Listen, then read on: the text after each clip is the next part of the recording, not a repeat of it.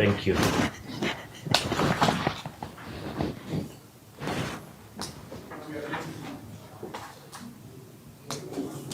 Your Honor, speaking as counsel who has the benefit of history of this matter, having been longer than my colleagues, Your Honor, there are things that take us quite aback, especially in view of our quest for the access to justice under Article 48 of the Constitution. Your Honor, my learned sister, who is my very good friend, they know too well that we were taught that in the event that they will seek or will be seeking an adjournment, they ought to have extended the courtesy of telling us well in advance that they will not be proceeding, at least today. Under the circumstances, Your Honor, we will have prayed to court to allow my client to continue with his campaigns as he seeks to become the next representative of his people at the county assembly of Korera Ward. Your Honor, in addition to that, we have spent so much time and energy having pre-trial meetings between and amongst ourselves as counsel in preparation for the battle that was coming up before you this morning. Your Honor, without taking any of the arguments made by my colleague, Mr. Chesa, I will wish to add that decorum under the circumstances will have required that they tell us in advance of the inavailability of their witness, so that, Your Honor, the time that we have spent thus far preparing and traveling to this honorable court will have been utilized. Your Honor, to save this ailing economy. I thank you, Your Honor.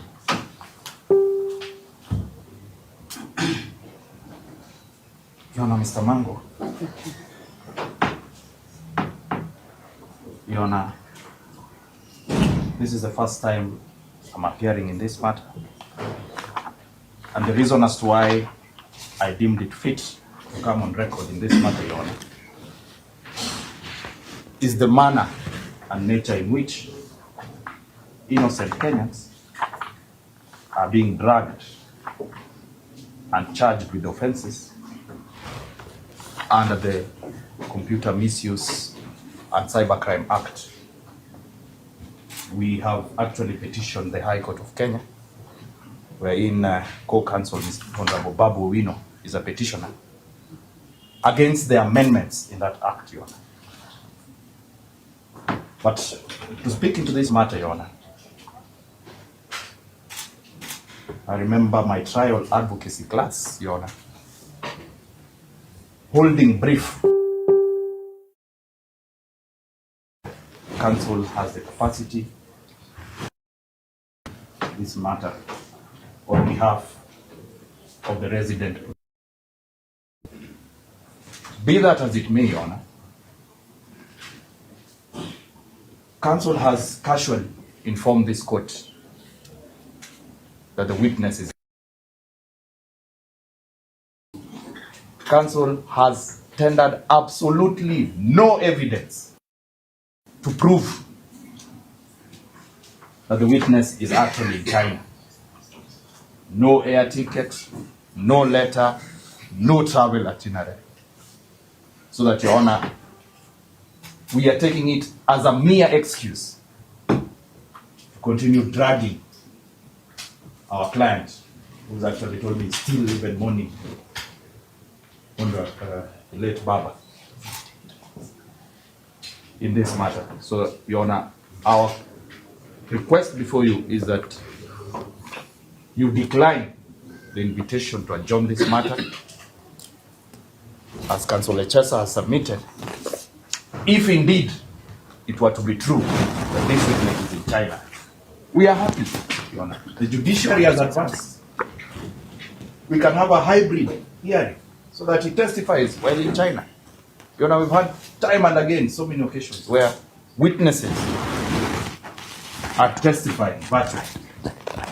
and I happen to be on record on the Abdi Rashid matter, and we proceed in a hybrid manner. So we will be saying that we decline. Let us have the time allocation. We will be happy to proceed in a hybrid manner, if at all it's true that that witness is in China. Most of Lion. Babu.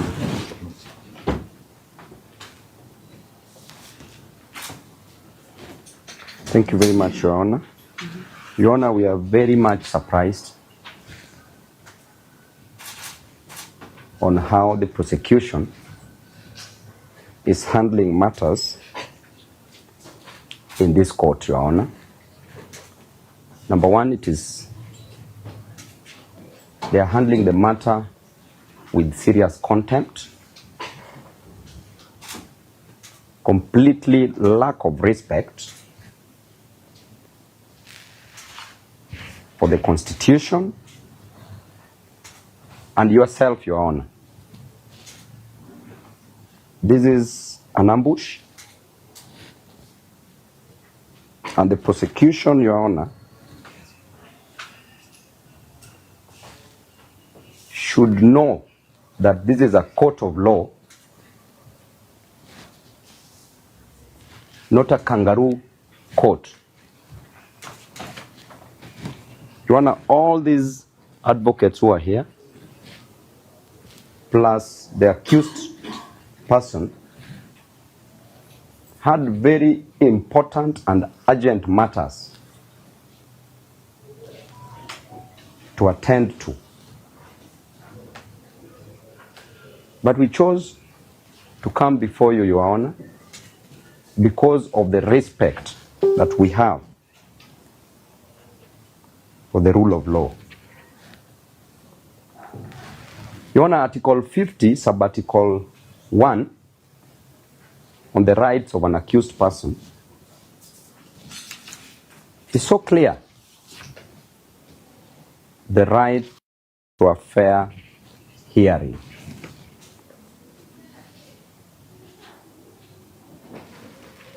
Your Honor, when the accused person, our client, is being used, misused, and abused by the prosecution, Your Honor, then it is your work to protect this right. Your Honor, we know very well that justice delayed is justice denied.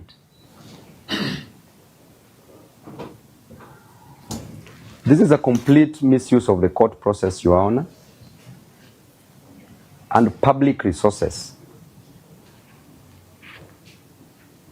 And Your Honor, we pray that you dismiss this matter. And if possible, with costs. Yes. Okay? To the 8 counsels who are appearing before you, Your Honor. Your Honor, when we are being told that a witness is going to China and sufficient reason is not given to us, and there are other means of also attending this court, which can be virtual, Your Honor, then we pray that if possible, if we can proceed virtually, is also okay. Otherwise, thank you, Your Honor.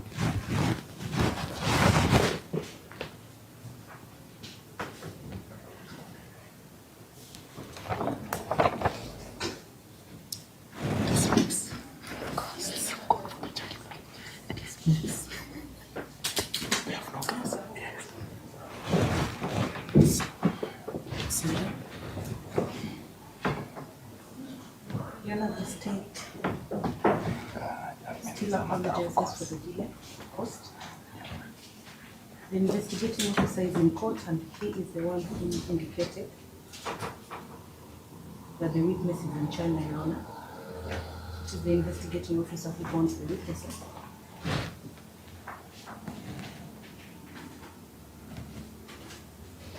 Your Honor, we would have also wished to proceed virtually, perhaps after confirming what time the witness will be available to such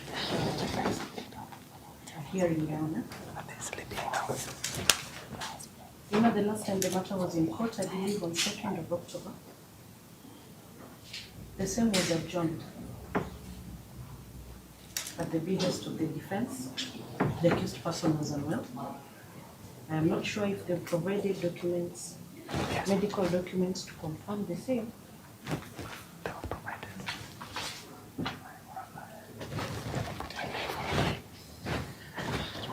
Your Honor, we would not wish to occasion such a delay if the court is obliged to grant us a last adjournment.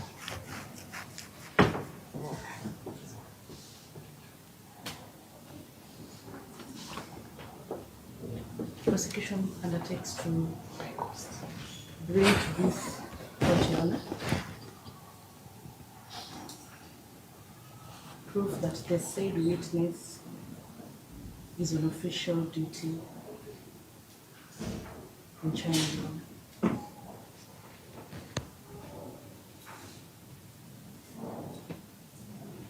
We are praying for a last adjournment and summons to the civil case.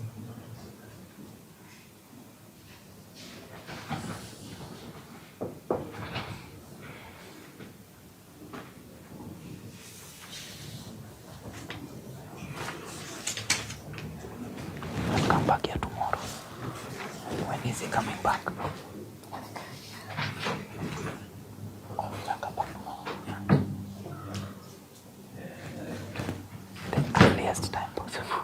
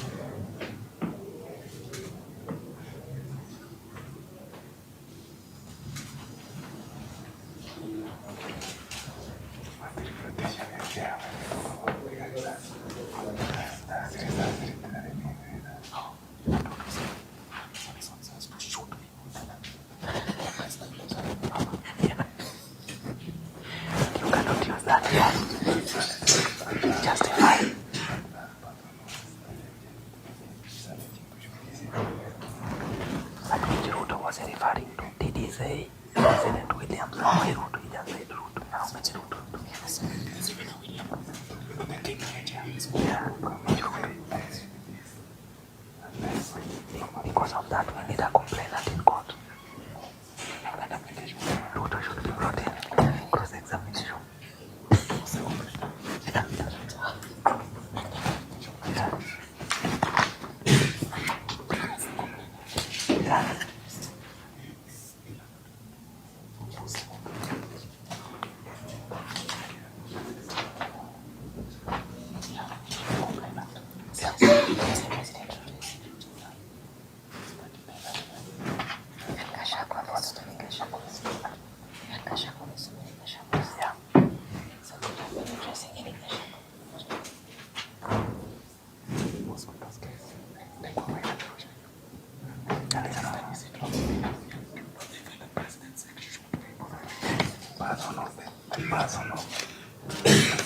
That person who is to be being defended must be a witness to provide. We need the complainant. Yes, the complainant.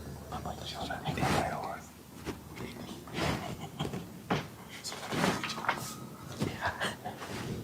And this right we will need to know.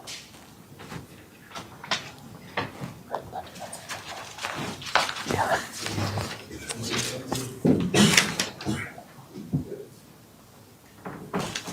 This is the ruling of the court. I have considered the application made by the prosecution seeking for an adjournment in this matter. I've also considered the response made by the defense counsel objecting to the adjournment of this matter. Upon perusal of the file,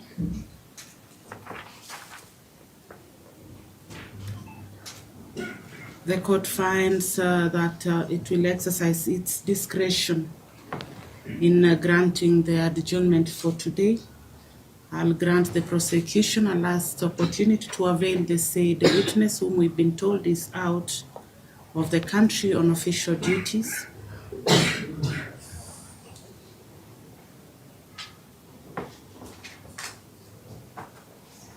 I would actually agree with the defense on that part, that they ought to have communicated the same so that they do not have to travel from far.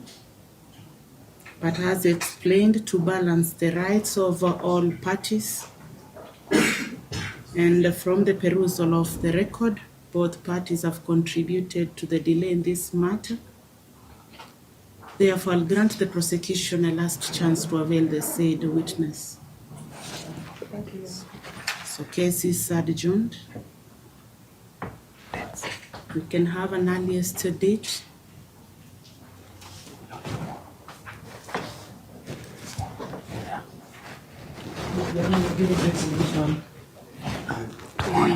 We have January. The tail end of January. Tomorrow. Oh, sorry. Even tomorrow. Even tomorrow.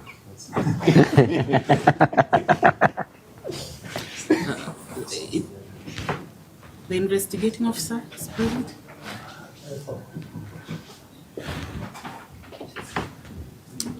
You are able to get the witness to testify virtually? No, I was told that he is airborne, so maybe within this week. So it's coming back. Yes. He's airborne. He's coming back. Yes, Ah, good. Tomorrow he's coming back, but unfortunately he cannot proceed virtually today. Tomorrow is okay.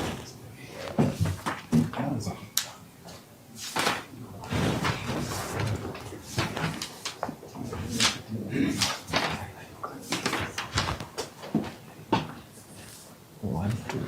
That's the second and the third. If it is not today, because we want to read the You know, we are hoping that Mr. Nuru Okanga will get an early Christmas gift by having the court returning a verdict that he has no case to answer.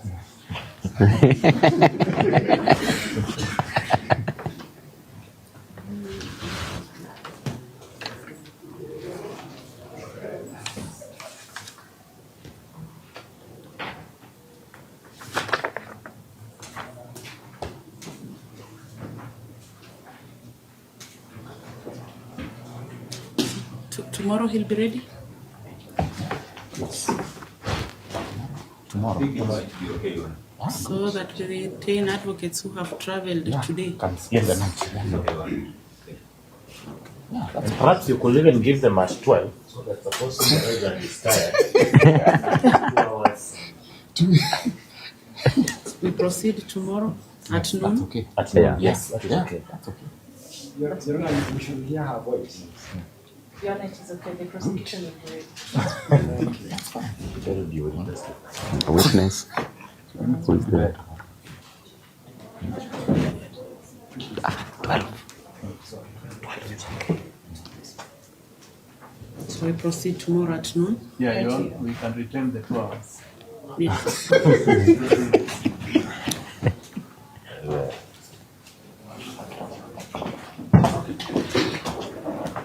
Thank you, Ron, and have a very good day. You too.